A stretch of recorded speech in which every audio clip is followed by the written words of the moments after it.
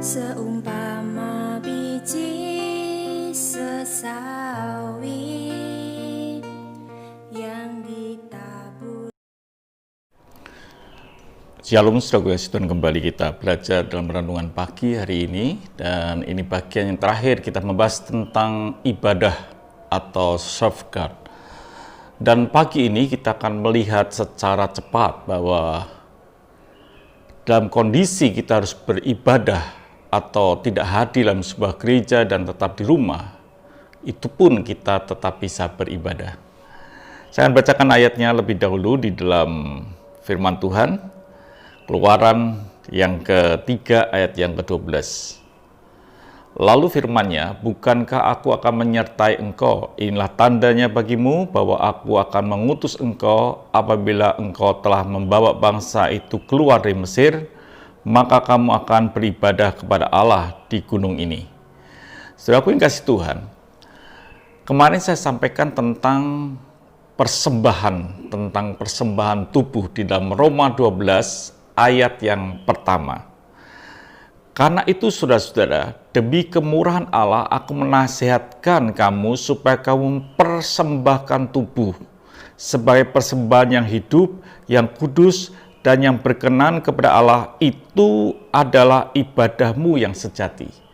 Ditulis dengan jelas ada yang disebut dengan persembahan tubuh.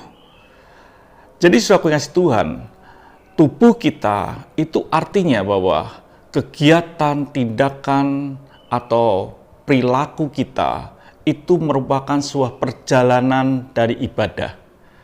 Jadi bukan sekedar aktivitas kita hari lepas hari itu biasa saja kita lakukan, tetapi setiap aktivitas kita, apa yang kita lakukan sejak kita bangun dari tidur sampai kita mungkin pergi tidur lagi, itu sebuah kegiatan yang seharusnya dipersembahkan menjadi sebuah ibadah di dalam hidup kita. Jadi bukan sekedar hadir dalam sebuah ibadah hari Minggu dan lain sebagainya, kegiatan hari Minggu, bukan.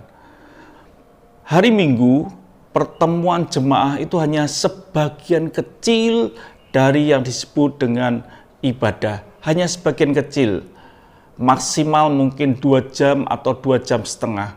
Tetapi yang Tuhan inginkan adalah kita mempersembahkan tubuh kita ini sebagai persembahan yang hidup, yang kudus, yang berkenan kepada Allah. Bahwa aktivitas hidup kita ini harus merupakan sebuah perjalanan ibadah yang terus-menerus sampai Tuhan datang.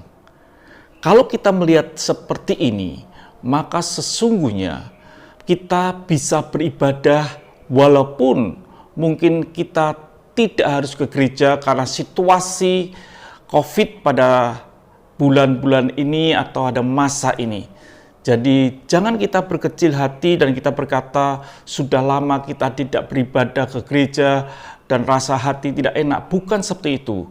Karena ibadah itu setiap saat, setiap aktivitas kegerakan hidup kita harus merupakan ibadah di hadapan Tuhan supaya kita berkenan di hadapan Tuhan. Jangan kita berpikir kalau kita sudah ke gereja, mendengarkan khotbah, sorak hore, itu kita sudah menyukakan hati Tuhan. Bukan, saudaraku. Bahkan banyak orang gagal menyukakan hati Tuhan karena kita ini tidak bisa menyukakan Tuhan di sebuah tempat ibadah. Dikatakan dalam perjanjian baru dalam Matius 15 ayat yang ke-9, percuma mereka beribadah kepadaku, sedangkan ajaran mereka adalah ajar perintah manusia. Percuma dikatakan beribadah kepada Tuhan kalau kita sedang memiliki atau sedang memperlakukan ajaran-ajaran manusia saja, kegiatan-kegiatan yang diatur oleh manusia. Jadi tidak ada gunanya. Seringkali kita tidak menyukakan Tuhan bahkan di tempat di rumah ibadah.